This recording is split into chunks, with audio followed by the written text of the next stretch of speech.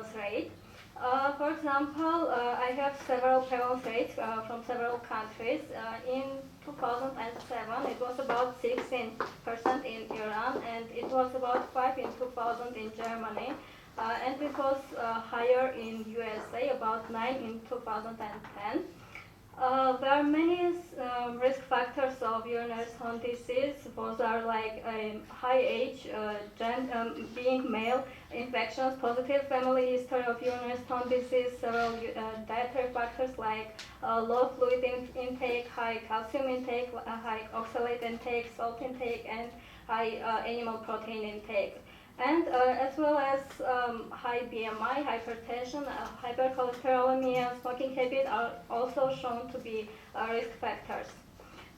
So what is the situation in Armenia? According to a statistical yearbook of Ministry of Health of Armenia, about 500 persons or 1,200,000 were diagnosed with urinary stone disease in 2014, which is comparably higher than in US, than in Iran, and lower than in US. And it could be compared also for increased incidence rate in Ireland. Among these cases, about 200 were newly occurred cases. And we also have reported increased incidence rate in the last 2 decades. And we don't have any information on the prevalence rates of urinary stone disease in Armenia. So we proposed a study to investigate a relationship between diet and other risk factors and urinary stone disease in Armenian population. And we set 3 research questions. Is there a significant association between dietary factors and urinary stone formation? Are family history, BMI, and lifestyle habits such as smoking, alcohol consumption, and associated with urinary stone disease? And finally, is there a difference in associations between risk factors and urinary stone disease in men and women? So to answer our research questions, we designed a case control study. We included patients which were aged 18 and over who attended this Miriam Medical Center during the period of time from August 1 in 2015 to February 29 in 2016. Our study was approved by the IRB of American University of Armenia. Our study population had inclusion and exclusion criteria. We included patients who were 18 years old and over who underwent ultrasound examination and were diagnosed for cases and not diagnosed for controls with urinary stone disease. And we excluded those patients who had positive history of urinary stone disease, who had other urinary stone system diseases, except for WOS, which might occur as a result of urinary stone disease.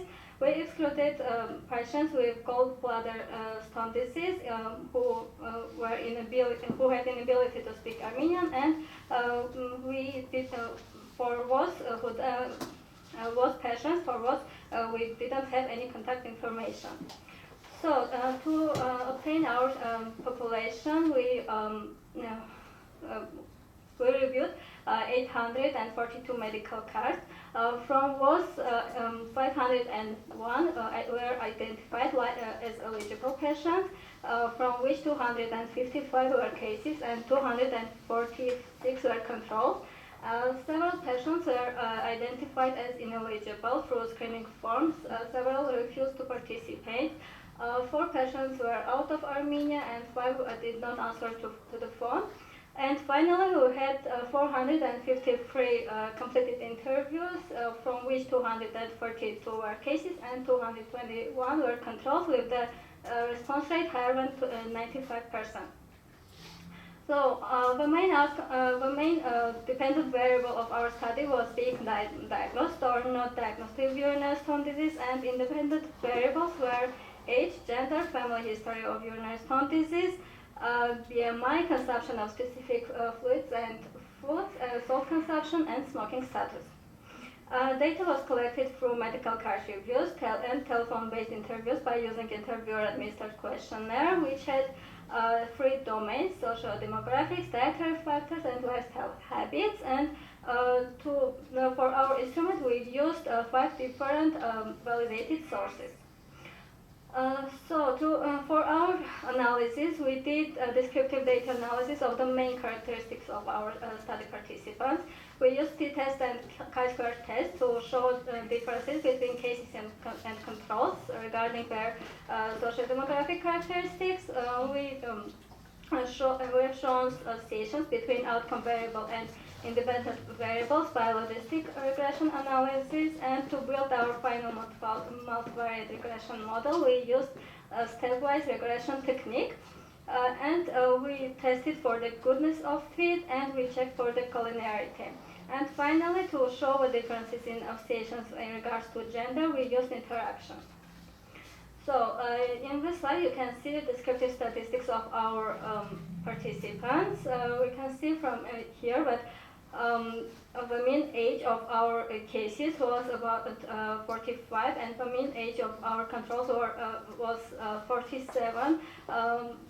We didn't see any significant difference between means here, but for other statistics, for gender, socioeconomic status, BMI, and family history, we can see statistically significant difference between cases and controls, and all these variables were included into our adjusted analysis. So in the next couple of slides, you can see logistic regression analysis as unadjusted as adjusted for fluids and foods. Here we can see the protective effect of water, wine, low frequencies of consumption of yogurt, and for consumption of banana. It was, and we didn't see any differences in unadjusted and adjusted analysis. And just to remind you, we adjusted for age, gender, BMI, family history of USD, and socioeconomic status. And in the next slide, you can see some food like cabbage, corn, beans, and nuts, which had harmful effect for developing of urinary stone disease, and we didn't see also differences in unadjusted and adjusted analysis. After this, we constructed our final multivariate logistic regression model. Here we have age, which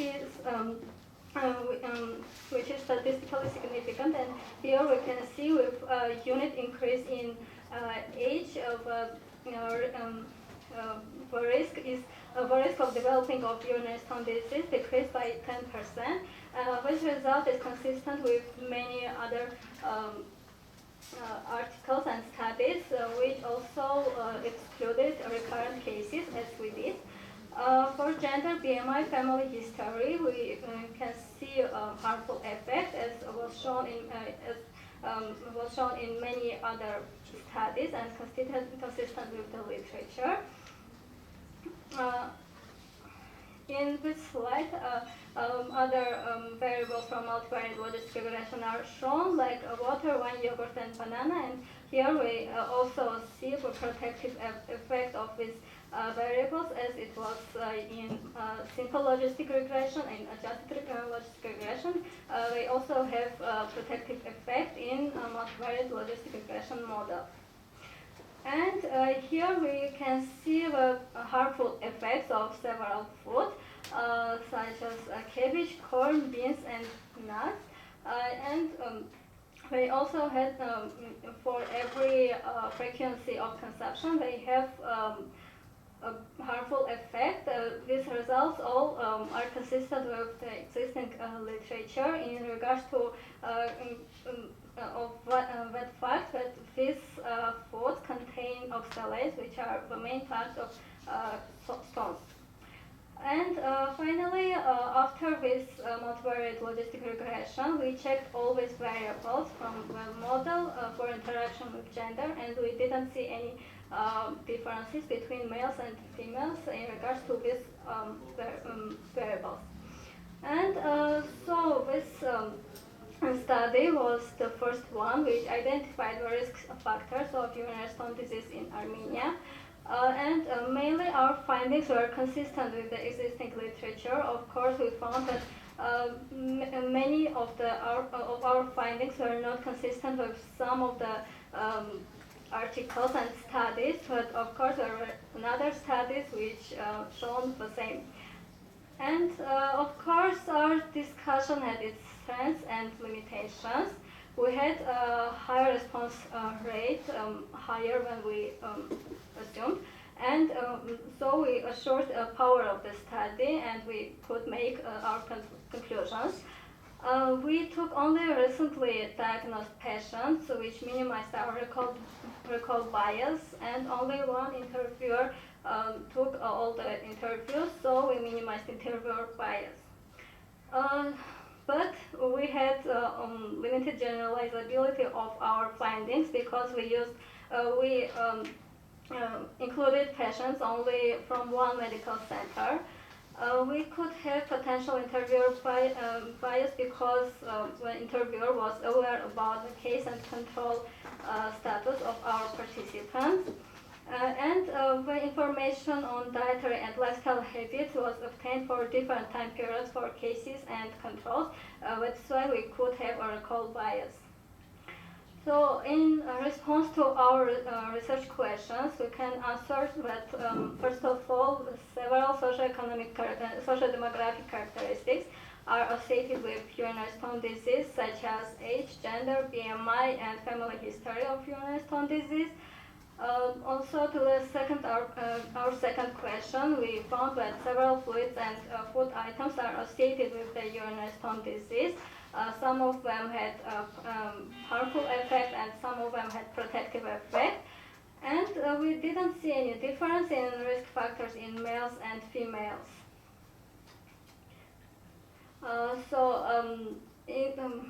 After making some conclusions, we came up with several recommendations to have educational campaigns for our patients to make them aware about our findings about harmful and protective effects of several foods and fluids to protect them from recurrence of the stones in the future. And we recommend promotion